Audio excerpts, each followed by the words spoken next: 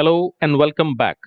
നിങ്ങളുടെ spoken English fluency improve ചെയ്യുവാനായി ഈ സെന്റൻസുകൾ എല്ലാം തന്നെ നിങ്ങൾ മനസ്സിലാക്കിയ ശേഷം പരമാവധി പ്രാക്ടീസ് ചെയ്യാൻ നോക്കണം. അതായത് മറ്റുള്ളവരുമായിട്ട് സംസാരിക്കുമ്പോൾ അത് പറ്റാവുന്നത്ര ഉപയോഗിച്ച് നോക്കുക. സിറ്റുവേഷൻസ് ഇമാജിൻ ചെയ്തിട്ട് സെന്റൻസുകൾ സ്വയം പ്രയോഗിച്ച് നോക്കുക. Okay, so let's begin. എന്റെ പാട്ടിനെ കുറിച്ച് അവർ എന്താണ് പറഞ്ഞത്? എന്റെ പാട്ടിനെ കുറിച്ച് അവർ എന്താണ് പറഞ്ഞത്? What did they say about my song? What did they say about my song? Song എന്ന് പറഞ്ഞാൽ പാട്ട്. About my song, എന്റെ പാട്ടിനെ കുറിച്ച് what did they say? അവരെന്ത് പറഞ്ഞു? അവർക്ക് അത് ഇഷ്ടപ്പെട്ടോ ഇല്ലയോ എന്നവർ പറഞ്ഞില്ല. അവർക്കത് ഇഷ്ടപ്പെട്ടോ ഇല്ലയോ എന്നവർ പറഞ്ഞില്ല. They didn't say whether they liked it or not. They didn't say whether they liked it or not. ഇവിടെ നമ്മൾ whether liked it, അവർക്ക് ഇഷ്ടപ്പെട്ടോ or not. Not എന്ന് പറഞ്ഞാൽ അവർക്ക് ഇഷ്ടപ്പെട്ടില്ലയോ. ഇവിടെ weather എന്ന വാക്കിന് പകരം നമുക്ക് സ്പോക്കൺ ഇംഗ്ലീഷിൽ if വേണമെങ്കിൽ ഉപയോഗിക്കാം. They didn't say if they liked it or not. വെതറും ഇഫും ഉപയോഗിക്കുന്നതിൽ ചെറുതായിട്ടുള്ള ഗ്രാമാറ്റിക്കൽ ഡിഫറൻസ് ഉണ്ട്. പക്ഷെ അത് ഫോർമൽ ഇംഗ്ലീഷിൽ നമ്മൾ നോക്കിയാൽ മതി. സ്പോക്കൺ ഇംഗ്ലീഷിൽ ഇറ്റ്സ് ഓക്കെ, നിങ്ങൾക്ക് വെദർ അല്ലെങ്കിൽ ഇഫ് ഉപയോഗിക്കാവുന്നതാണ്. നീ ശരിക്കും എന്താണ് പറയുന്നത്? നീ ശരിക്കും എന്താണ് പറയുന്നത്? What exactly are you saying? Exact എന്ന് പറഞ്ഞാൽ കൃത്യമായ എന്ന അർത്ഥമുണ്ട്. പക്ഷെ ഇവിടുത്തെ കോണ്ടെക്സ്റ്റിൽ നമ്മൾ നീ ശരിക്കും എന്താണ് പറയുന്നത് അല്ലെങ്കിൽ കൃത്യമായി എന്താണ് പറയുന്നത് എന്നാണ് ചോദിക്കുന്നത്. അതിനുള്ള ഉത്തരം എനിക്കില്ല. അതിനുള്ള ഉത്തരം എനിക്കില്ല അല്ലെങ്കിൽ എൻ്റെ അടുക്കലില്ല. I don't have an answer to that. I don't have an answer to that. ഒരു ചോദ്യത്തിന് ഉത്തരം ഇല്ല എന്ന് പറയുമ്പോൾ I don't have an answer to that question. Question എന്ന വാക്ക് ഇവിടെ നമ്മൾ ഉപയോഗിക്കുന്നില്ല. പക്ഷെ ടു ദാറ്റ് എന്ന് പറഞ്ഞാൽ ഇപ്പോൾ എൻ്റെ അടുത്ത് ചോദിച്ച ചോദ്യത്തിന് എനിക്ക് ഉത്തരമില്ല. എന്നോട് ഇപ്പോ ഒന്നും ചോദിക്കരുത്. എന്നോട് ഇപ്പോ ഒന്നും ചോദിക്കരുത്. Don't ask me anything now. Don't ask me anything now. അവർ അവളോട് എന്താണ് പറഞ്ഞത്? അവർ അവളോട് എന്താണ് പറഞ്ഞത്? What did they tell her? What did they tell her? അത് വീണ്ടും പറയാമോ പ്ലീസ്? അത് വീണ്ടും പറയാമോ please? Could you say that again please? Could you say that again?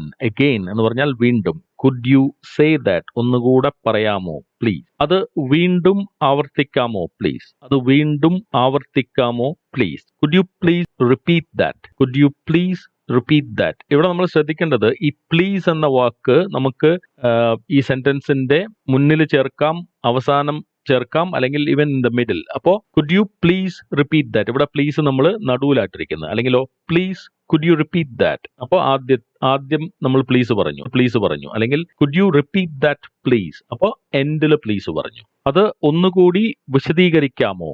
അത് ഒന്നുകൂടി വിശദീകരിക്കാമോ? അപ്പൊ ഇവിടെ നമ്മൾ പ്ലീസ് ചേർക്കാവുന്നതാണ്. ഡിപ്പെൻഡിങ് ഓൺ ദ സിറ്റുവേഷൻ എവിടെ വേണമെങ്കിലും നമുക്ക് പ്ലീസ് ചേർക്കാം. Could you explain that once more? Could you explain that once more?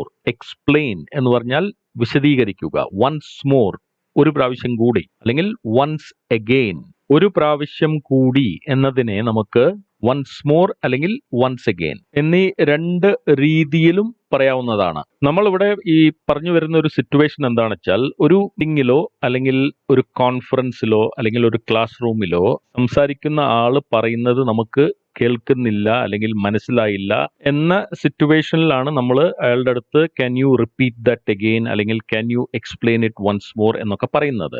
ഈ ഒരു സാഹചര്യത്തിൽ നമുക്ക് പറയാവുന്ന വേറെ ചില ഫ്രേസസ് എന്താണെന്നൊന്നും കൂടെ നോക്കാം. കാഷ്വൽ ആയിട്ടുള്ള ഒരു സംഭാഷണത്തിനിടയിൽ ഒരാൾ പറയുന്നത് നമുക്ക് കേട്ടില്ല. അപ്പൊ നമ്മൾ എന്താ പറയാ? I am sorry, what did you say?